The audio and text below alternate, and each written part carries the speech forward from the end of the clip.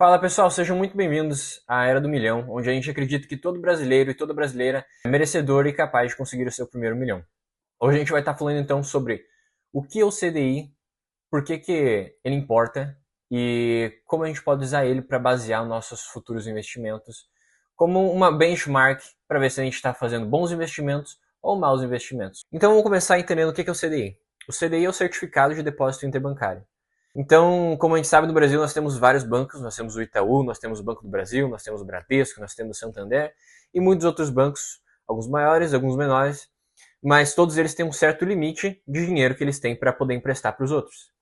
O sistema que eles usam para ganhar a maior parte do dinheiro deles e poder lucrar é emprestando dinheiro a uma certa taxa, e essa taxa é baseada na taxa Selic. O CDI é o Certificado de Depósito Interbancário. O que é isso? Não sei. Isso é a taxa baseada na taxa Selic, então geralmente é 0,10, 0,20% abaixo da taxa Selic que os bancos vão cobrar para emprestar para outros bancos. Como a gente sabe, no Brasil nós temos vários e vários bancos, alguns são maiores, outros são menores. Todos eles, em suas agências, em suas estruturas, vão ter um certo valor que eles podem emprestar até o final do dia. Por exemplo, se um banco, vamos dizer o Inter tem R$ 1 milhão para emprestar para outras pessoas que vão pegar emprestado com ele, e no caixa dele, ele não tem 1 milhão, ele tem 700 mil para emprestar. Então, ele emprestou esse R$ 1 milhão para as pessoas, e no final do dia, ele vai ficar com 300 mil negativo. Esse 300 mil negativo, como não dá para fechar o dia negativo, ele tem que pegar, por exemplo, o Itaú, do Banco do Brasil, ele tem que pedir emprestado para algum banco. E não é só o Inter que faz isso, são todos os bancos. Então, quando um banco vai sair com a fatura negativa do dia, ele precisa pegar emprestado para poder ficar pelo menos zerado. E a taxa que esse banco que ele vai pegar emprestado, por exemplo, se o Inter for pegar do Itaú, o Itaú vai falar, beleza, eu empresto para você. Obrigado, amigo. Você é um amigo. Mas você vai me pagar o CDI. Que merda, hein? Então, eles usam essa taxa para poder fazer essas transações de banco para banco. E como a gente estava dizendo anteriormente, o CDI ele anda pau a pau com a taxa Selic. Ele é 0,01, 0,2% abaixo da taxa Selic. Ou seja, praticamente a mesma coisa. Taxa Selic sobe, o CDI sobe. Taxa Selic desce, o CDI desce também. Então, dessa maneira, os bancos conseguem ter certeza que eles nunca vão estar saindo no prejuízo. Eles vão estar emprestando entre si, o que nós podemos dizer a preço de custo, né? Como a gente fala no dia a dia. E para as pessoas, eles vão estar emprestando, então, a taxa Selic, ou no caso, a taxa CDI, mais 5%, mais 10%, mais 15%, dependendo de quanto eles querem lucrar em cima dessa pessoa e dessa transação. E essa é a maneira, então, como eles fazem as transações entre bancos e quando eles emprestam dinheiro para nós, pessoas físicas. Mas o que significa, então, usar o CDI como benchmark, ou como referência de mercado? Como a gente sabe que ele é ligado à taxa Selic, e que a Selic é a taxa básica de juros nacional, significa que cada investimento que tiver rendimento abaixo dessa base, significa que é um mau investimento. Se for 100% CDI, que é o que a gente vai encontrar na maioria das caixinhas do Inter ou da Nubank, significa um investimento ok. Não é um investimento, não é o melhor investimento, mas também não é um investimento ruim.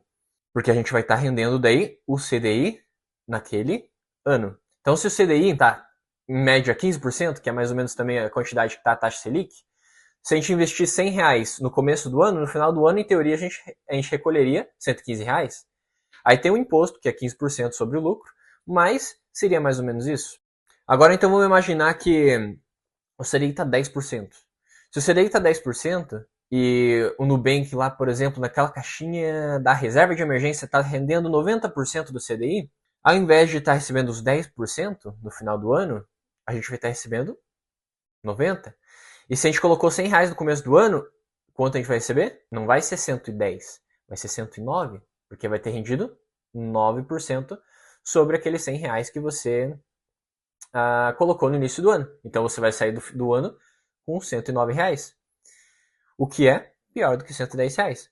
Quando a gente está falando de valores altos, cada porcentagem, cada 1% a mais de lucro que você consegue no ano vai fazer com que a tua bola de neve percorra ainda mais rápido e com que você consiga alcançar maiores valores e maiores rentabilidades num espaço mais curto de tempo e alcançar o seu primeiro milhão antes no período da sua vida também. Então a gente já conseguiu entender o que é o CDI e por que ele consegue ser esse benchmark e essa referência para a gente quando a gente está falando sobre a rentabilidade dos nossos investimentos.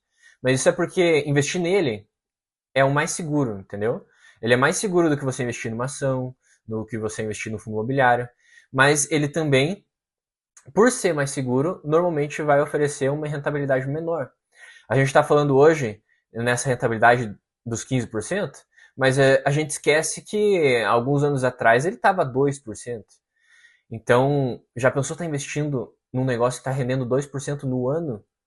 Então, embora ele seja mais seguro, porque quando você investe, por exemplo, na taxa Selic, através dos títulos do governo, do Tesouro Direto, ele é o mais seguro que você poderia ter. Tudo bem, depois você vai ter que pagar o imposto, que muitos dos investimentos, como fundos imobiliários, não tem.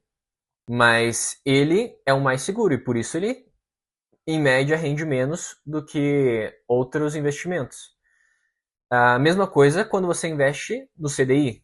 Quando você quer emprestar o seu dinheiro para um banco, ao invés de emprestar para o governo através da renda fixa, quando você quer emprestar o seu dinheiro para o banco, investir nele através do CDI, você vai investir em CDBs.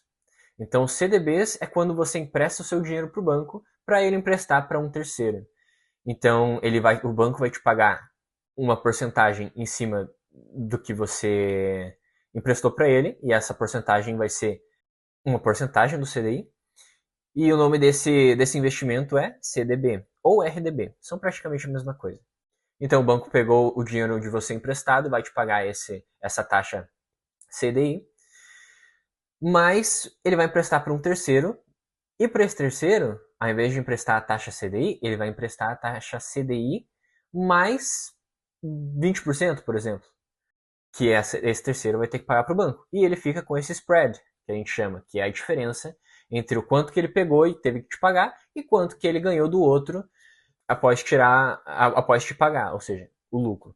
Então é claro que investir através dos CDBs ou do Tesouro Direto é muito mais seguro para sua carteira, mas a tua rentabilidade também, a longo prazo, ao invés de poder ser acima de 10, 12% ao ano, o que normalmente acontece quando você investe em ações e fundos imobiliários, podendo chegar a 20%, 30% ao ano em média para os melhores investidores, você vai estar ali fechado nos 9% ao ano em média, ou nos 10% ao ano em média, mas vai ter anos que vai estar ali 12, 13, 14, vai ter anos que vai estar ali 4, 5, 2.